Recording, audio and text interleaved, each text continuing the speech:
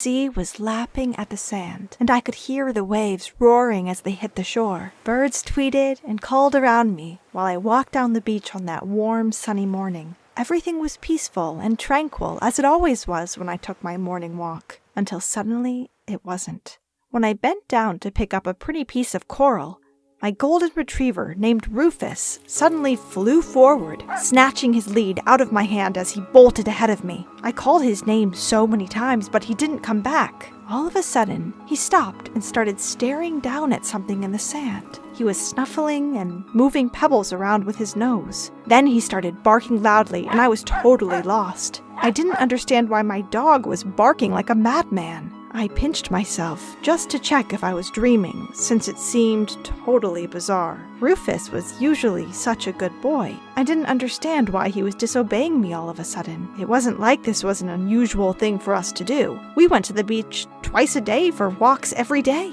We would always walk down the sand together while I collected any pretty shells I found along the way. You see, I did this because my mom and I were desperate for any extra cash we could get. So I started to make jewelry, which I could then sell at the local market every Sunday. But we were already almost finished with our walk, and I'd barely found anything good enough for us to use yet.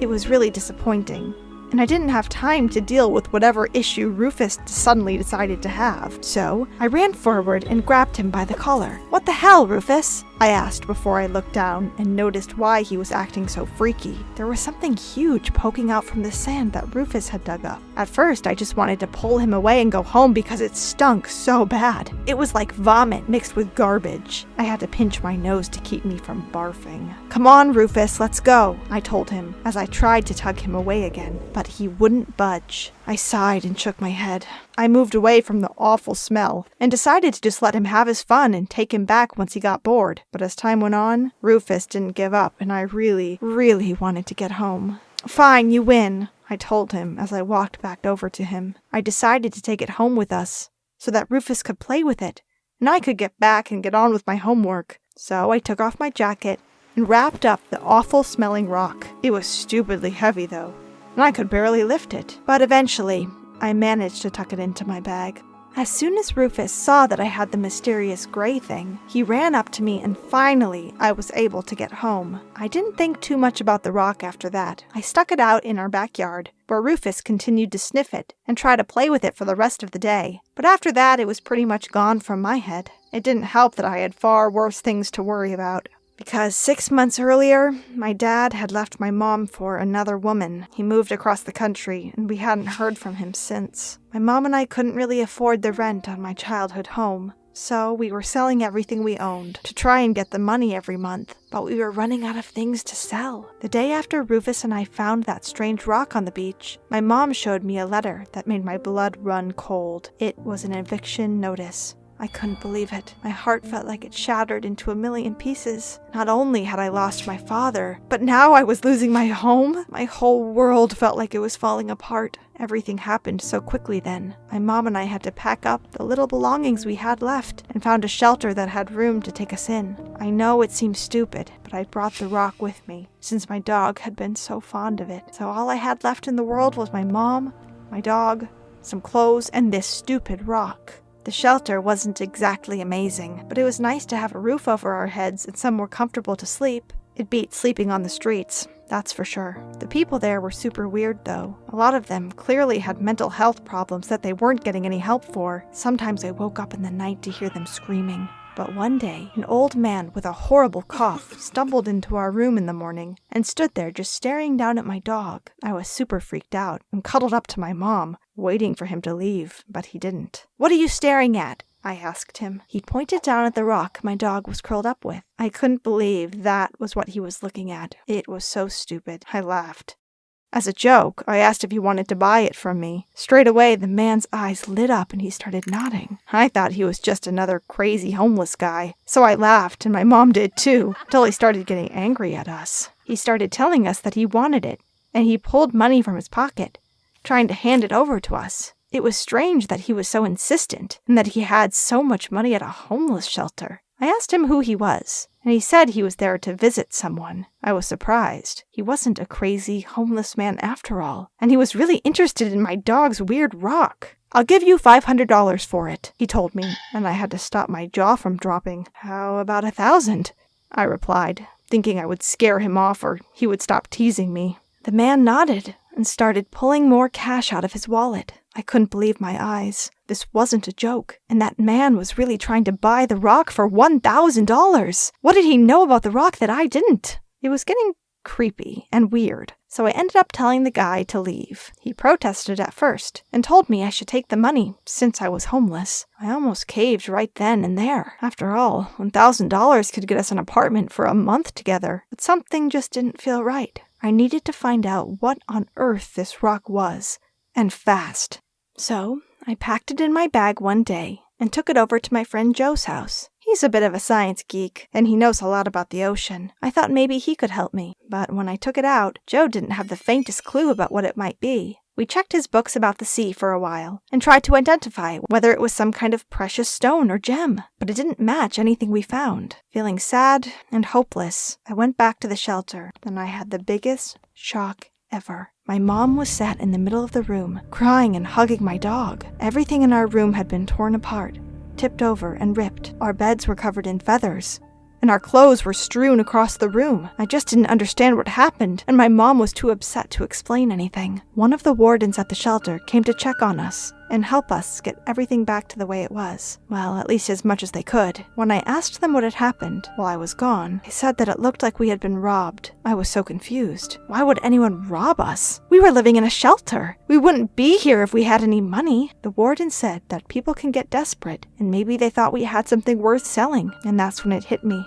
It had to be the strange rock, right? There was just no other explanation. I needed to find out more. So I went back to Joe and asked him to hide the rock at his house for me while I investigated. I didn't want to risk it getting stolen. Joe agreed, and we started to delve deeper into the internet. Joe ended up searching for similar stories to mine in local newspapers, and what we found changed everything. Joe said that every few years, people have found horrible-smelling rocks in the sand, which have been worth a lot of money. He found a picture of a woman holding one that was way smaller than mine, and it said that hers sold for $10,000. Apparently it was called ambergris, and it was actually whale vomit. Ew! I couldn't believe I'd been carrying around whale vomit. It was so bizarre. That's when I started to think that it had to be some kind of joke. But when Joe showed me the proof, I almost fainted. Joe and I decided to contact some businesses online to get an estimate for what it was worth. Since we had such a huge piece, lots of people came from all over the state to inspect it. After a few days,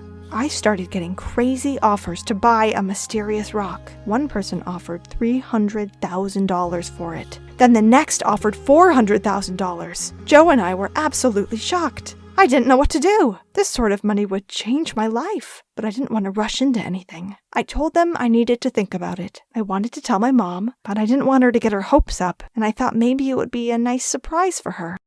As I was entering the shelter that night, I was confronted by the strange old man again. This time, however, he didn't want to talk. He ran straight for me and grabbed my bag. He ripped it off my arm and searched inside it.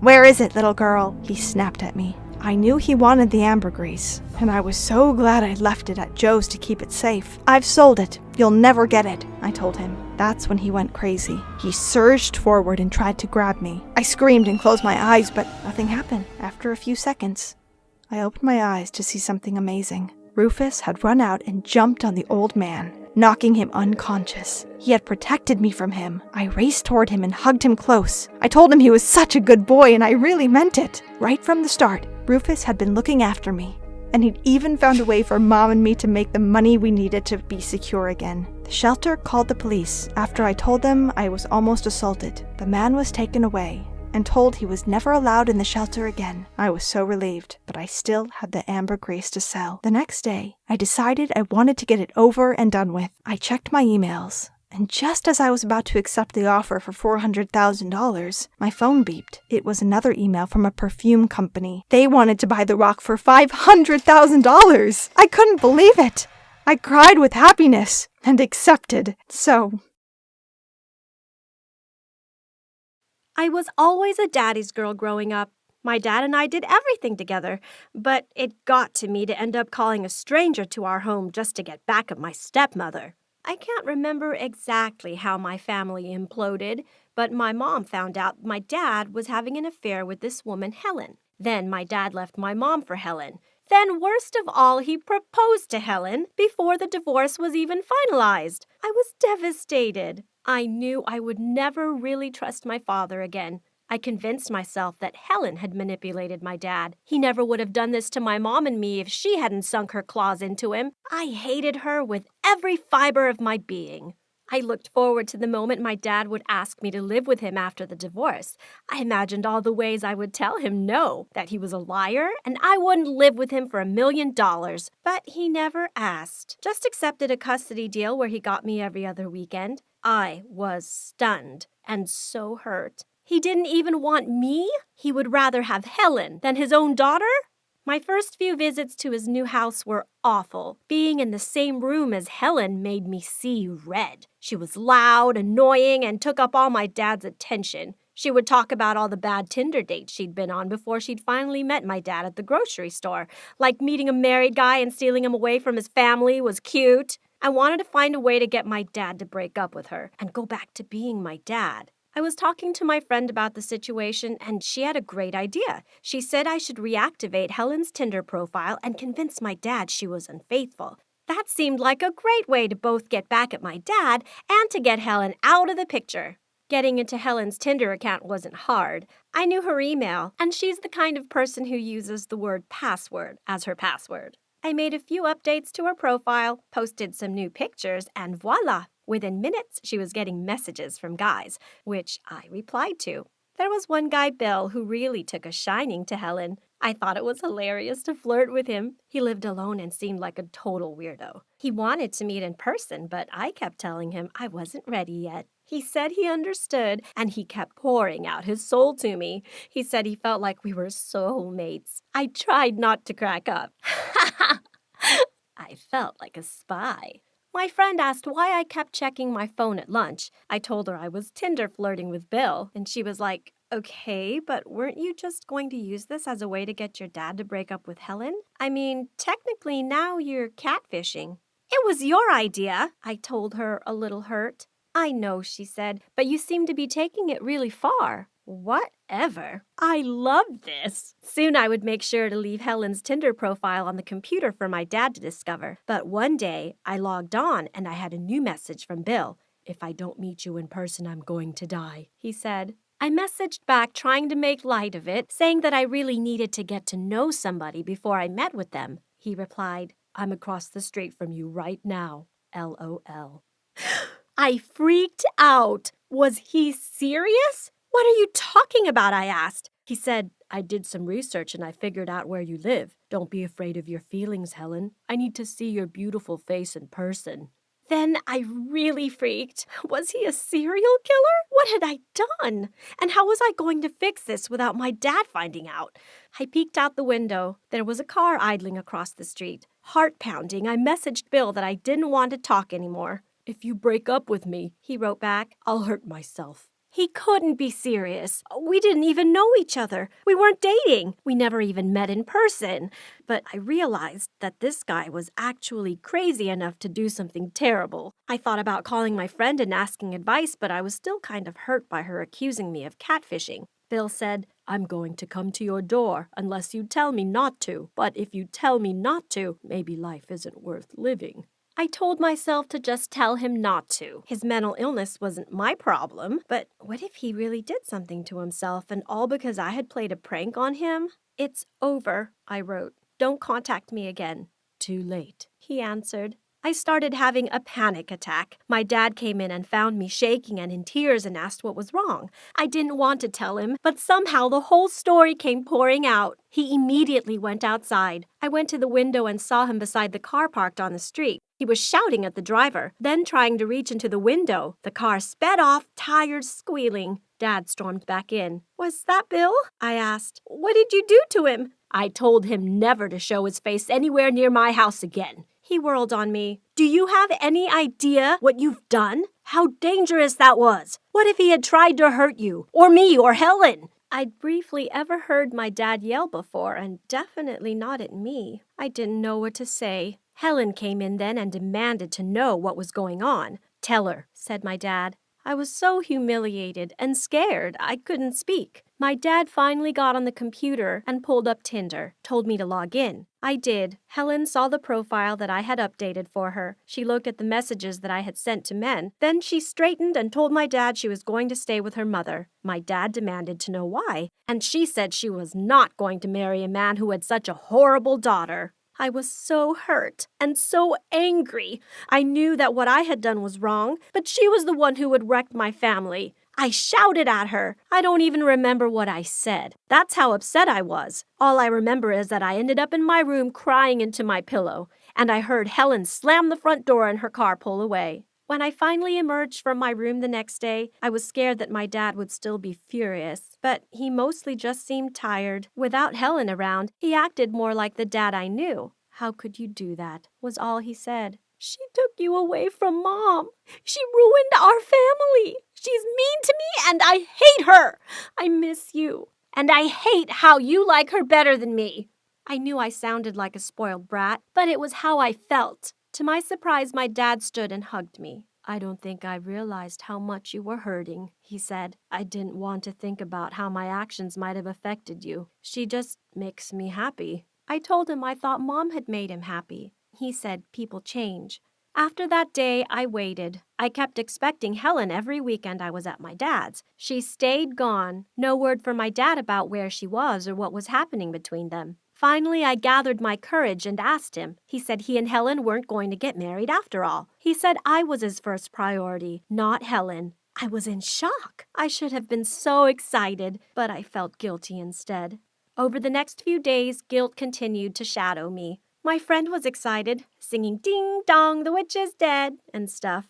But I knew the truth, that I'd taken away my dad's happiness. What if he resented me forever? But I couldn't make myself apologize. Couldn't make myself tell him he could marry Helen if he wanted. Instead, I slipped into a new Helen-free life, and I enjoyed it so much. Without her around, my dad actually wanted to go out to do things we both liked. He felt like my dad again. But one day, I came home to find Helen in the living room. I was shocked, but then angry. My dad took me aside and said that he and Helen were getting back together. I went numb. I asked if I could go to my mom's house, but my dad said no, I had to stay here and talk. He explained that Helen was who he'd chosen, and I'd have to learn to be okay with that. Okay with the woman who called me his horrible daughter? No way! I started for the door. He asked me where I was going, and I told him that I was going to live with my mother full time. "I'll talk to her," Helen told him as she followed me to my room. I felt disgusted as I heard her walking to my room. "I want to talk to you, honey," she said with her ugly voice as she opened the door and let herself in. But suddenly her facial expressions changed and her tone became very harsh. "Listen, you brat," she screamed. "You might not like me and trust me. I don't like you either. But know that if you ever mess up my relationship again, I will mess up your life." And with that, she left my room without even giving me a chance to argue. I wanted to cry. How the hell did I end up having this witch as a stepmother?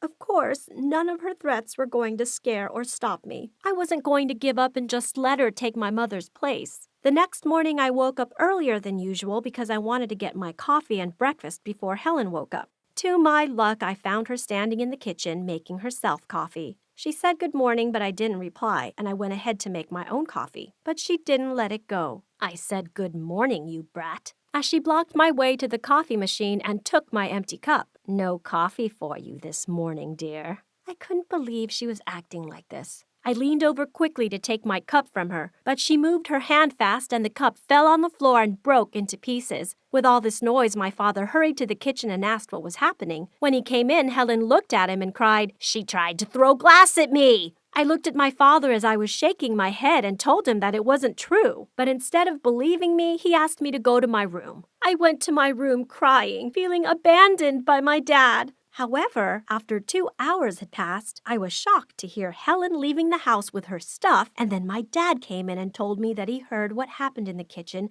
and that he was sorry.